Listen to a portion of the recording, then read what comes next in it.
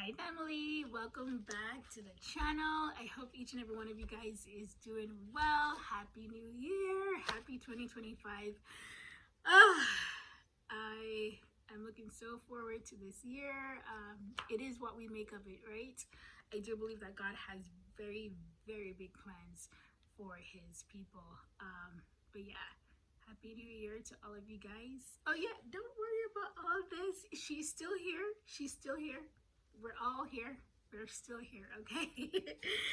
But I have a message for you guys. You know, this is a word that God has been putting on my spirit for a long time, a few weeks now.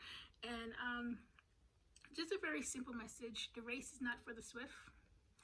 That's it. That's all I kept hearing. The race is not for the swift. The race is not for the swift. And I'm like, I gotta go pull up that scripture, right? Ecclesiastes 7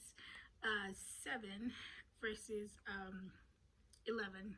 No, I'm sorry, what? No, Ecclesiastes 9 verses 11. It says, I have seen something else under the sun, right? The race is not to the swift or the battle to the strong, nor does food come to the wise, or wealth to the brilliant, or favor to the learned, but time and chance happen to them all. Okay? That's the message. You know, I love it. It says the race is not to the swift. I'm telling you. And when I keep hearing the race is not to the swift, it's like the tortoise and the hare. I did a message on that. I want to say maybe earlier this year or sometime last year, right? The tortoise and the hare. I mean, the hare was not worried about the tortoise at all. Why? Because bro was slow. I mean, bro was slow, okay? And the hare just literally slept on the turtle. He slept on him, okay? He was like, I can just take a nap over here. Bro is slow. He's never gonna get there. And then, if you know the story, who won the race? The turtle, the slow one, the really, really slow one, all right? And that is really, that's it. You know, God is saying, the race is not for the swift. The hare was swift, but he wasn't like super, super smart, right?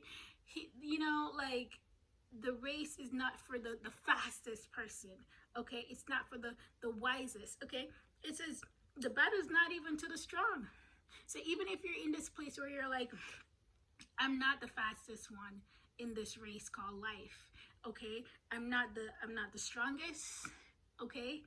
I am not the wisest, you know?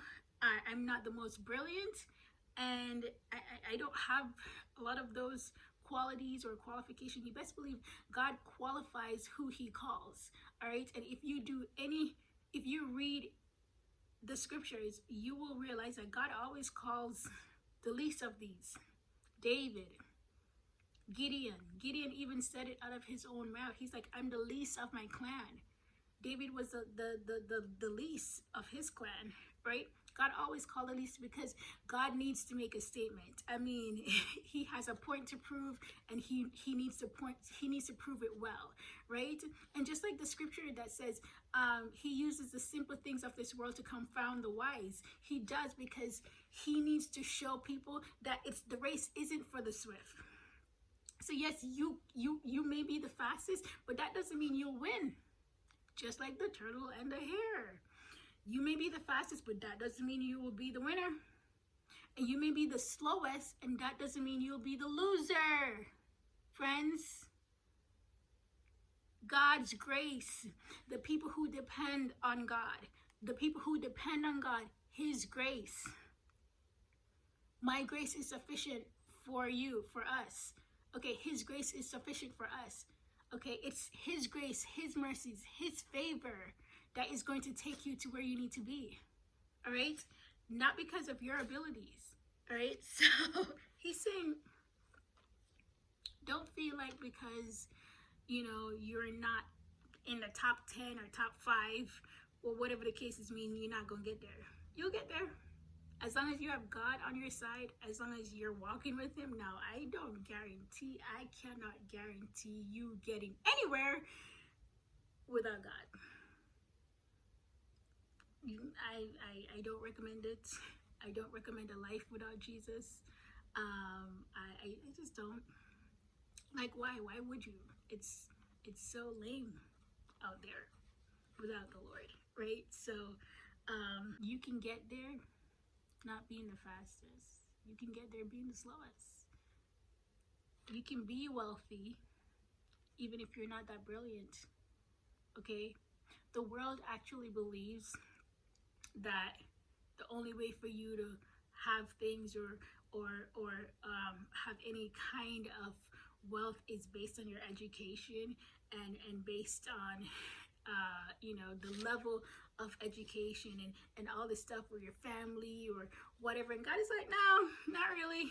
God is, mind you, God is all about education, and I'm not putting anything down, okay? But God is saying, I can get you there.